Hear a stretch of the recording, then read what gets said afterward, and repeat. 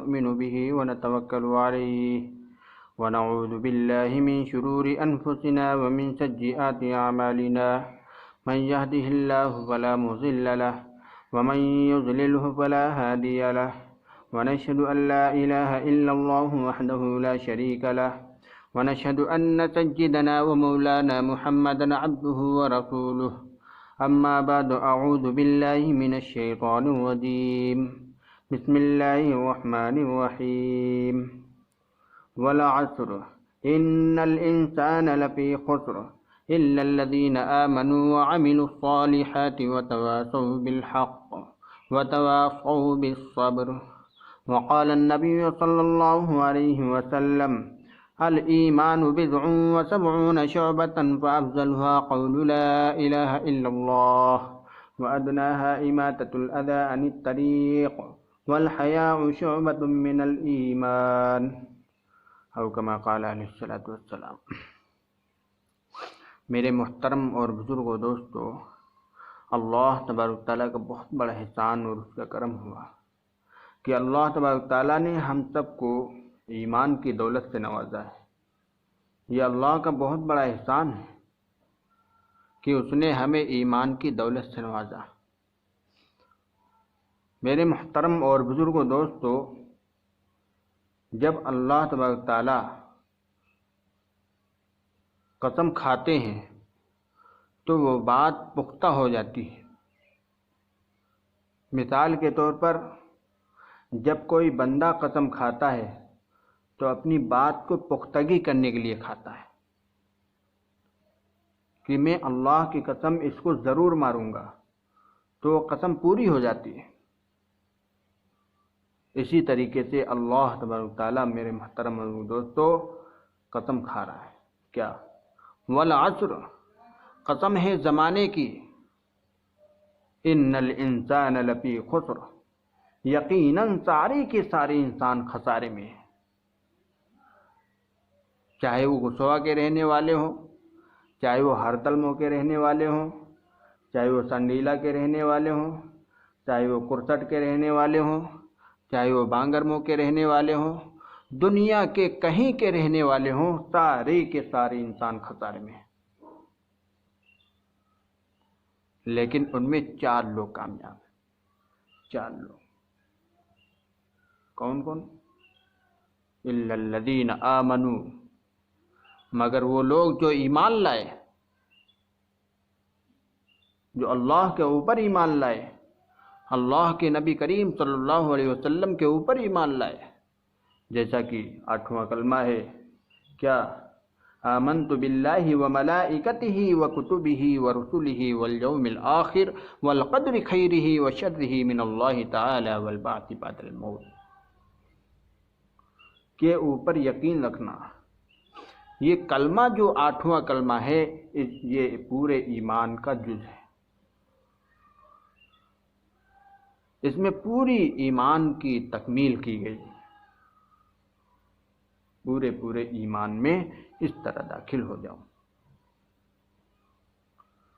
محترم حضرات، ایک واقعہ ہے، حضرت نبی کریم صلی اللہ علیہ وسلم کے پاس حضرت جبریل علیہ السلام آئے، بہت غمزدہ تھے، بہت پریشان حال۔ تو حضرت جبریل علیہ السلام نے اللہ کے نبی کریم صلی اللہ علیہ وسلم سے ارشاد فرمایا۔ کیا؟ فرمایا، اے اللہ کے نبی، میں جہنم کے اندر سے 7 چیزوں کا نظارہ کر کے آیا ہوں۔ تو اللہ کے نبی کہنے لگے، فرمانے لگے کہ وہ 7 چیزیں کیا ہیں، مجھے بھی بتائیے۔ تو اللہ کے نبی کریم صلی اللہ علیہ وسلم نے جیسے ہی پوچھا تو حضرت جبریل علیہ السلام پریشان حال تھے ہی، انہوں نے پھر بتانا شروع کیا۔ کیا؟ سب سے نچلے درجے میں اللہ تبارک تعالیٰ ان المنافقین فی الدرک الاسفل من النار، 7ویں درجے میں اللہ تبارک تعالیٰ منافقوں کو ڈالیں گے، جیسا کہ اللہ تبارک تعالیٰ نے فرمایا ان المنافقین فی الدرک الاسفل من النار۔ اور 6 درجے میں اللہ تبارک تعالیٰ یہودیوں کو ڈالیں گے، 5ویں درجے میں اللہ تبارک تعالیٰ عیسائیوں کو ڈالیں گے، 4تھے درجے میں اللہ تبارک تعالیٰ آگ کی پرستش کرنے والے کو ڈالیں گے۔ اسی طریقے سے سارے گنا دیے، 6 تک گنا دیے، لیکن ایک نہیں گنایا، پہلا درجہ نہیں بتلایا۔ تو اللہ کے نبی کریم صلی اللہ علیہ وسلم حیرت میں ہو گئے کہ یہ 6 درجے بتا دیے، اور بتا رہے تھے 7 چیزوں کا نظارہ کر کے آئے ہیں، لیکن ان میں سے 6 بتایا ہے اور ایک کیوں نہیں بتایا؟ اور سر جھکائے بیٹھے ہوئے ہیں حضرت جبریل علیہ السلام۔ اللہ کے نبی کریم صلی اللہ علیہ وسلم نے پوچھا کہ اے جبریل بتاؤ پہلے درجے میں کون ڈالے جائیں گے؟ لیکن حضرت جبریل علیہ السلام بہت پریشان ہیں۔ کس بات پر؟ کہ کہیں اللہ کے نبی کو تکلیف نہ پہنچائے یہ بات، اس لیے وہ بات بتانا نہیں چاہ رہے تھے۔ لیکن اللہ کے نبی بہت زیادہ جب پوچھے تو حضرت جبریل علیہ السلام نے پوچھا، یا اللہ کے نبی آپ کی امت کے گنہگاروں کو جہنم میں ڈالا جائے گا۔ ارے اللہ ارے اللہ! جب یہ بتایا تو اللہ کے نبی کریم صلی اللہ علیہ وسلم فوراً 3 حجرے کے اندر چلے گئے، 3 دن تک کی نہ کھانا نہ پانی کچھ نہیں، صرف اللہ کے سامنے رو رہے ہیں، گڑ گڑا رہے ہیں اللہ کے سامنے۔ کیا؟ یا ربی امتی یا ربی امتی، یا اللہ میری امت کو بچا لیجیے، یا اللہ میری امت کو بچا لیجیے۔ اور سارے نبیوں نے کیا کہا؟ 1,24,000 تقریباً نبی آئے، سارے نبیوں نے یہی کہا، کیا؟ یا ربی نفسی یا ربی نفسی، یا اللہ میری جان، یا اللہ میری جان۔ لیکن میرے نبی آقا صلی اللہ علیہ وسلم کیا فرما رہے؟ یا ربی امتی یا ربی امتی، یا اللہ میری امت کو بچا لیجیے۔ فوراً تمام صحابہ کرام رضوان اللہ علیہم اجمعین کو پتہ چلتا ہے، تو ان میں سے حضرت ابو بکر صدیق رضی اللہ تعالیٰ عنہ آگے بڑھتے ہیں، کہتے ہیں جائیں، ہو سکتا ہے سلام کو جواب مل جائے۔ فوراً وہ جاتے ہیں، دستک دیتے ہیں، السلام علیکم یا نبی صلی اللہ علیہ وسلم، لیکن اندر سے کوئی جواب نہیں۔ کیوں؟ امت کے غم میں ڈوبے ہوئے ہیں، اللہ کے نبی امت کے غم میں ڈوبے ہوئے ہیں۔ کیا؟ یا ربی امتی یا ربی امتی یا ربی امتی، امت کے غم میں ڈوبے، ان کو سنا ہی نہیں دے رہا ہے کون ملنے آیا ہے، کون سلام کر رہا ہے، امت کے غم میں بالکل ہوش و حواس کے ساتھ بالکل ڈوبے ہوئے ہیں، اللہ کے سامنے معافی مانگ رہے ہیں، گڑ گڑا رہے ہیں، یا اللہ میری امت، یا اللہ میری امت۔ اس کے بعد وہ واپس چلے جاتے ہیں۔ ان کی ملاقات حضرت عمر رضی اللہ تعالیٰ عنہ سے ہوتی ہے، کہتے ہیں آپ جائیں، ہو سکتا ہے سلام کا جواب مل جائے۔ وہ بھی جاتے ہیں، دستک دیتے ہیں، السلام علیکم یا نبی صلی اللہ علیہ وسلم، لیکن اندر سے کوئی جواب نہیں۔ کیوں؟ امت کے غم میں، امت کے غم میں اللہ کے سامنے رو رہے ہیں۔ وہ بھی چلے جاتے ہیں تو ان کی ملاقات حضرت سلمان فارسی رضی اللہ تعالیٰ عنہ سے ہوتی ہے۔ سلمان فارسی رضی اللہ تعالیٰ عنہ، حضرت عمر رضی اللہ تعالیٰ عنہ کہتے ہیں کہ آپ جائیں، ہو سکتا ہے سلام کا جواب مل جائے، کیونکہ آپ کے بارے میں اللہ کے نبی کریم صلی اللہ علیہ وسلم نے فرمایا، کیا؟ سلمان منا اہل البیت، سلمان تو میرے گھر والوں میں سے ہیں، آپ جائیں، ہو سکتا ہے سلام کا جواب مل جائے۔ وہ بھی جاتے ہیں، دستک دیتے ہیں، کوئی جواب نہیں، صرف اللہ کے سامنے رو رہے ہیں، گڑ گڑا رہے ہیں، کیا؟ یا ربی امتی یا ربی امتی یا ربی امتی۔ میرے محترم اور بزرگ دوستو، وہ بھی واپس آ جاتے ہیں، ان کی ملاقات حضرت علی رضی اللہ تعالیٰ عنہ سے ہوتی ہے، جو حضور صلی اللہ علیہ وسلم کے داماد تھے۔ سب سے چہیتی بیٹی حضرت فاطمہ رضی اللہ تعالیٰ عنہ حضرت علی کے نکاح میں تھی۔ حضرت علی رضی اللہ تعالیٰ عنہ کے پاس گئے، وہ بھی پورا ماجرا بتایا سلمان فارسی رضی اللہ تعالیٰ عنہ نے، تو حضرت علی رضی اللہ تعالیٰ عنہ سوچنے لگے کہ اتنے لوگ گئے ہیں تو کوئی جواب نہیں ملا. وہ حجرے کے جانے کے بجائے وہ اپنے گھر تشریف لے جاتے ہیں. کس کے پاس؟ اپنی بیوی کے پاس، جو حضور صلی اللہ علیہ وسلم کی سب سے چہیتی بیٹی حضرت فاطمہ رضی اللہ تعالیٰ عنہا تھی. ان کے پاس جاتے ہیں اور کہتے ہیں کہ آپ جائیں، ہو سکتا ہے سلام کا دعا مل جائے.